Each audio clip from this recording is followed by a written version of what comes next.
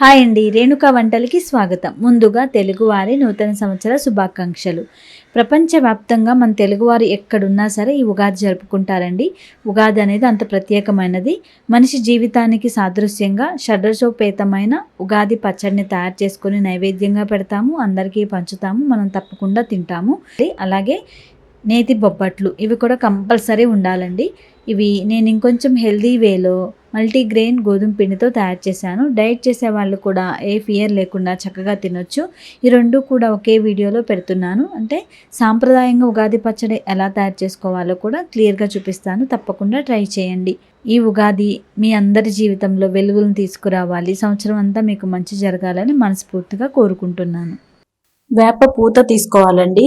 ఈ వేప పూతను కూడా రెమ్మలుగా ఉంటుంది కదా, దీని నుంచి పువ్వులు మాత్రమే సపరేట్ చేసి తీసుకోవాలి. నెక్స్ట్ మామిడి పిందె తీసుకోండి, కాయ కాకుండా. అలాగే తురిమిన బెల్లం, కొత్త చింతపండు, అలాగే వేప పూత, మిరియాలు, సాల్ట్ ఇవి తీసుకోవాలి. ఫస్ట్ చింతపండును ఒక గిన్నెలో వేసుకొని కొన్ని వాటర్ పోసి చింతపండు నానపెట్టుకోవాలి.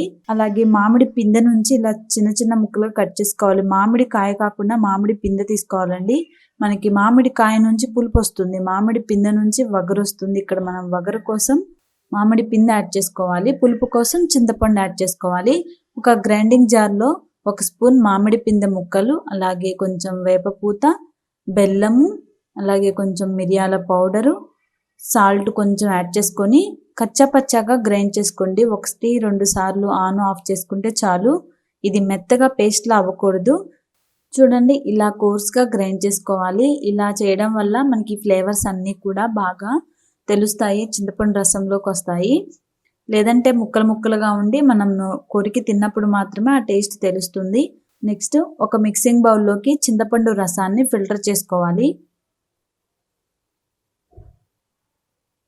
దీనిలోనే మరికొన్ని వాటర్ యాడ్ చేసుకొని మనం కోర్స్గా గ్రైండ్ చేసిన ఈ మిక్స్ని యాడ్ చేసేసుకొని మిక్స్ చేసుకోవాలి. నెక్స్ట్ మిరియాల పౌడర్ కొంచెము, ఇది కారానికి బదులుగా వేసుకోవాలి. అలాగే మిగిలిన మామిడి పిందె ముక్కలు, వేప పూత కొంచెము, అలాగే కొంచెం సాల్ట్ వేసి మిక్స్ చేసేసుకోండి. సాంప్రదాయకరమైన షడ్రసోపేతమైన ఉగాది పచ్చడి అంటే ఇలా ప్రిపేర్ చేసుకోవాలి. ఇప్పుడు దీనిలో 6 రుచులు కలయికగా మనిషి జీవితానికి సాదృశ్యంగా ఉంటుంది కాబట్టి ఉగాది రోజు చేసుకొని మనం దేవునికి నైవేద్యంగా పెడతాము, నలుగురికి పంచుతాము. కానీ కొంచెం టేస్టీగా మనం తినడానికి బాగుండడం కోసం ఇలా అరటిపండు ముక్కల్ని, అలాగే కొబ్బరి ముక్కల్ని యాడ్ చేసుకోవాలి. ఇంతవరకు అయితే ప్రిపేర్ చేసుకోవచ్చండి. ఇంకా కొన్ని ప్రాంతాల వారైతే వేయించిన శనగపప్పుని, అలాగే రకరకాల ద్రాక్ష పళ్ళని కానీ ఫ్రూట్స్ని కానీ అలా వేస్తూ ఉంటారు. అవన్నీ వేస్తే ఆ ఫ్లేవర్స్ టేస్ట్ మారిపోతుంది. కాబట్టి మీరు ఈ ఉగాదికి షడ్రసోపేతమైన ఉగాది పచ్చడిని ఇలా ప్రిపేర్ చేసుకోండి, టేస్టీగా ఉంటుంది. 6 రుచుల కలయిక కాబట్టి దీనిలో అన్ని రుచులు తెలుస్తాయి. దీన్ని ఇంకా మంచిగా ఒక బౌల్లోకి తీసుకొని దేవుడి దగ్గర నైవేద్యంగా పెట్టి ఆ తర్వాత అందరికీ పంచండి. చూసారు కదా ఫ్రెండ్స్, మీరు ఈ ఉగాదికి షడ్రసోపేతమైన ఉగాది పచ్చడిని ఇలా ట్రై చేయండి.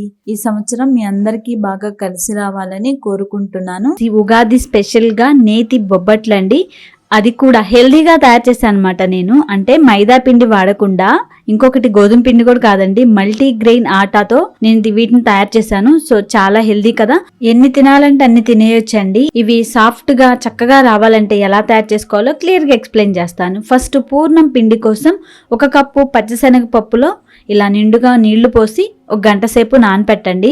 పప్పు బాగా నానితే ఇది బాగా మెత్తగా చక్కగా ఉడుకుతుంది అనమాట. ఇలా నానిన తర్వాత 2 సార్లుగా శుభ్రంగా కడిగి కుక్కర్లో వేసుకొని ఈ పప్పు మునిగేటట్లుగా నీళ్లు పోసుకోవాలి. 3 విజిల్స్ వచ్చేంత వరకు ఉడికించుకోండి. నెక్స్ట్ మనకి పైన లేయర్ కోసం ఇది వచ్చేసి మల్టీగ్రెయిన్ ఆటా అండి, నేను ఇంట్లో తయారు చేశాను. ఇది 1 కప్పు తీసుకోవాలి. దీనిలో చిటికెడు సాల్ట్ వేసుకోండి. అలాగే 1 టేబుల్ స్పూన్ వరకు ఆయిల్ వేసి ఇలా పిండిలో ఫస్ట్ కలపాలి.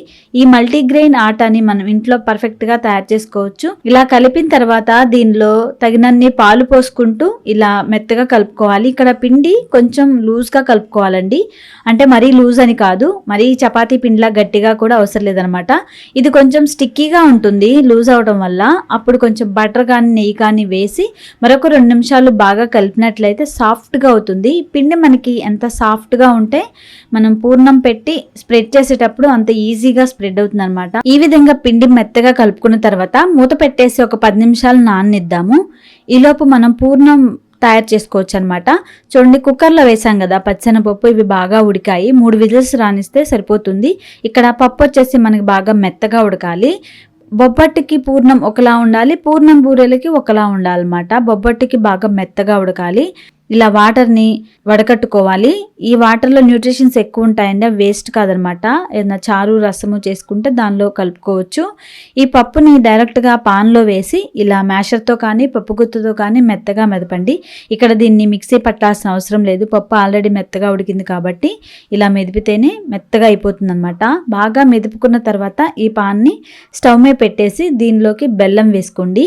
బెల్లం వచ్చేసి ఒక 1/2 కేజీ కుందనమాట. ఇది అచ్చు 1/2 కేజీ ఉంటుంది కదా, సో దీన్ని ముక్కలుగా కట్ చేసి వేసుకోండి.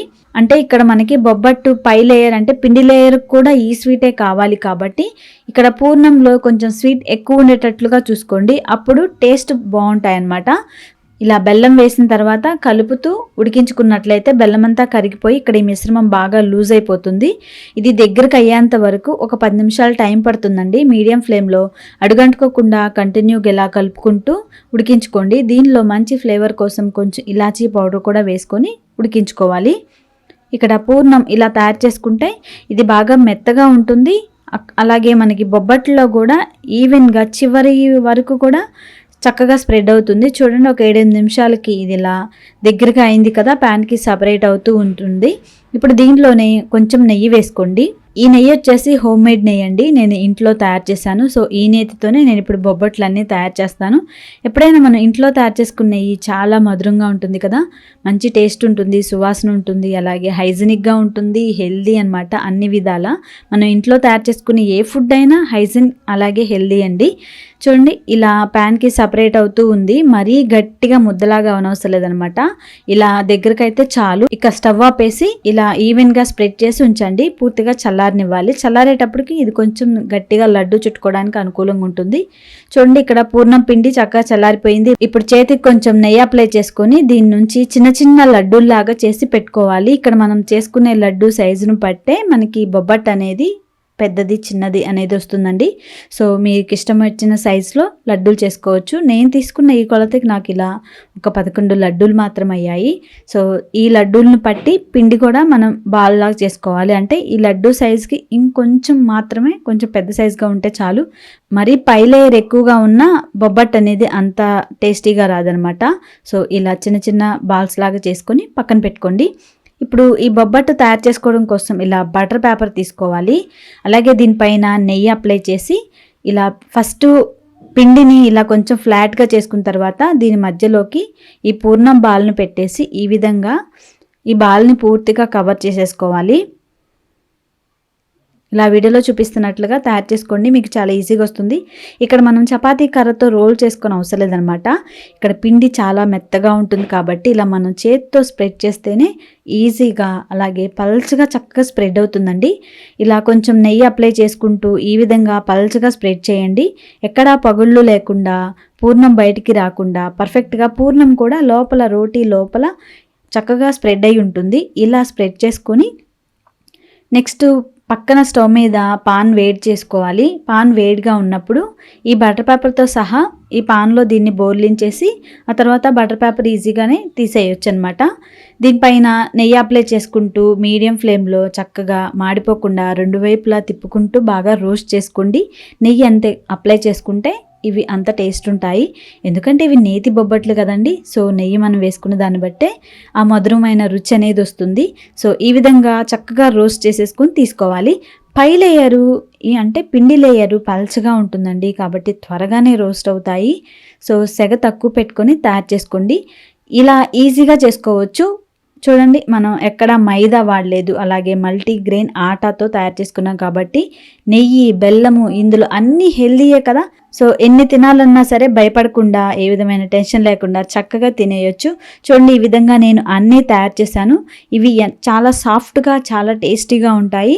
సో ఫ్రెండ్స్, మీరు ఈ ఉగాదికి ఇలా హెల్దీగా తయారు చేసుకొని చూడండి, మీకు పర్ఫెక్ట్గా వస్తాయి, నచ్చుతాయి కూడా. అలాగే మీరు తయారు చేసుకున్న తర్వాత ఎలా వచ్చింది ఏంటనేది నాకు కామెంట్ చేయండి. ఫ్రెండ్స్, ఈ మల్టీగ్రెయిన్ ఆటా కూడా ఇంట్లో ఎలా తయారు చేసుకోవాలో ఆల్రెడీ వీడియో పోస్ట్ చేశాను, లింక్ నేను డిస్క్రిప్షన్లో ఇస్తాను, ఒకసారి ట్రై చేయండి. అంతే ఫ్రెండ్స్, హెల్దీగా, టేస్టీగా, సాఫ్ట్గా ఉండే నేతి బొబ్బట్లు రెడీ. మీరు ఇలా ఒకసారి తప్పకుండా ట్రై చేయండి. ఎలా వచ్చింది ఏంటనేది నాకు కామెంట్ చేయండి. ఈ వీడియోని లైక్ చేస్తూ షేర్ చేయండి friends. Thank you for watching.